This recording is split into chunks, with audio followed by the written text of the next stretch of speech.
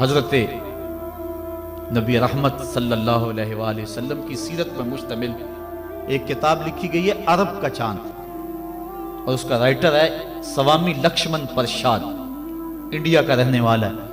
اس نے حضور کی سیرت پر 200-250 صفحات پر مشتمل کتاب لکھی۔ بچپن میں میری نظر سے بھی گزری، بڑے ذوق سے اس کو پڑھا تھا۔ سوامی لکشمن پرشاد سے انٹرویو کیا گیا کہ تو نے حضور کی سیرت پہ کتاب لکھی ہے، اتنا بڑا کام کیا، تو کلمہ پڑھ کے حضور کا غلام کیوں نہیں بن جاتا؟ جس انداز سے تو نے محبت کے موتی بکھیرے ہیں اور الفتوں کے پھول اس کتاب میں تو نے اگائے ہیں، تو کیوں نہیں کلمہ پڑھ کے حضور کا غلام بن جاتا؟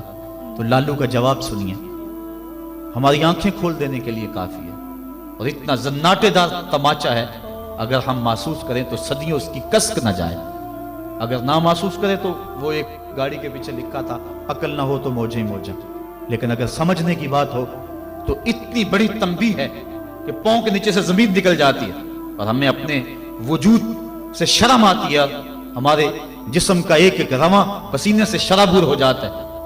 سوامی لکشمن پرشاد نے جواب دیا، کہا جب میں حضور کی سیرت لکھنے بیٹھا، بڑی بڑی امہات کتب سیر کو پڑھا، اور اس کے نتیجے میں نے یہ کتاب تیار کی ہے۔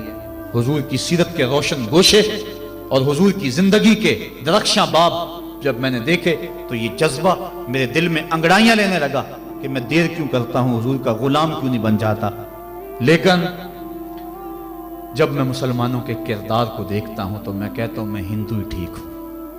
ہمارا کردار لوگوں کے ایمان کے راستے میں رکاوٹ بنا ہوا ہے۔ جب امریکہ کے خلاف نعرے لگ رہے تھے، ان نعرے لگانے والوں میں میں بھی شامل تھا، لیکن ایک بات میں نے کہی تھی، میں نے کہا آج ہم دنیا کی اس طاقت کے ساتھ ٹکر دینے کی بات تو کرتے ہیں، لیکن ہم نے کبھی اپنے کردار کو جھانک کر کے بھی دیکھا؟ جس بستی، جس شہر اور جس ملک کی حالت یہ ہے کہ واٹر کولر کے اوپر لگے ہوئے جو گلاس ہیں وہ بھی زنجیروں سے باندھے ہوئے ہوں، وہ قوم امریکہ جیسی قوم سے ٹکر نہیں کر سکتی۔ مسجدوں کی لیٹرینوں کے گندے لوٹے بھی سنگلیوں سے باندھنے پڑے، جس قوم کا یہ کردار ہے، کیا وہ قوم پنپ سکتی ہے، جہان میں نشو و نما پا سکتی ہے؟ ہم تو اس قدر گراوٹ کا شکار ہیں، ہم اس قدر گرے ہوئے ہیں کہ ہماری لیٹرینوں کے گندے لوٹے وہ بھی باندھ کے رکھنے پڑتے ہیں، ورنہ ہم اتنے چور ہیں کہ وہ بھی اٹھا کے لے جائیں۔ تو جس قوم کا یہ حال ہو، وہ قوم کیا دنیا کی طاقتور قوموں کی آنکھوں میں آنکھیں ڈال کے بات کر سکتی ہے؟ آج ہمارا المیہ یہی ہے، ہمارے پاس سب کچھ ہے، لیکن ہمارے پاس وہ ایمان کی حرارت نہیں رہی، وہ دیانت نہیں رہی، وہ روشنی اور وہ نور نہیں رہا، ہمارے پاس وہ اجالے نہیں رہے۔ قرآن نے ہمیں جو زندگی گزارنے کا ڈھب دیا ہے، ہمارے پاس وہ ڈھب نہیں رہا۔ ہماری زندہ لاشیں لوگوں کے ایمان کے رستے میں رکاوٹ بنی ہوئی ہے، ورنہ ہم اپنے صدر اسلام میں دیکھتے ہیں اور بعد کی کہانیاں پڑھتے ہیں تو دنگ رہ جاتے ہیں۔ امام محمد کا جنازہ اٹھتا ہے تو ایک یہودی آگے بڑھ کے جنازے کی چارپائی کو کندھا دینے کی خواہش کرتے ہوئے آگے بڑھتا ہے، اور جو ہی کندھا امام محمد کے جنازے کی چارپائی پہ چھوتا ہے تو اس کے لبوں پہ کلمہ جاری ہو جاتا ہے۔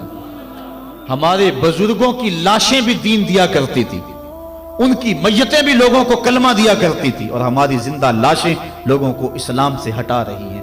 میں نے اور آپ نے اپنے رویے کو دیکھنا ہے، اپنے عمل پہ غور کرنا ہے۔ حضور نے فرمایا اللہ اس شخص کے چہرے کو تر و تازہ رکھے جس نے میرے سے کوئی حدیث سنی، پھر جیسے سنی اس کو ویسے آگے پہنچا دی۔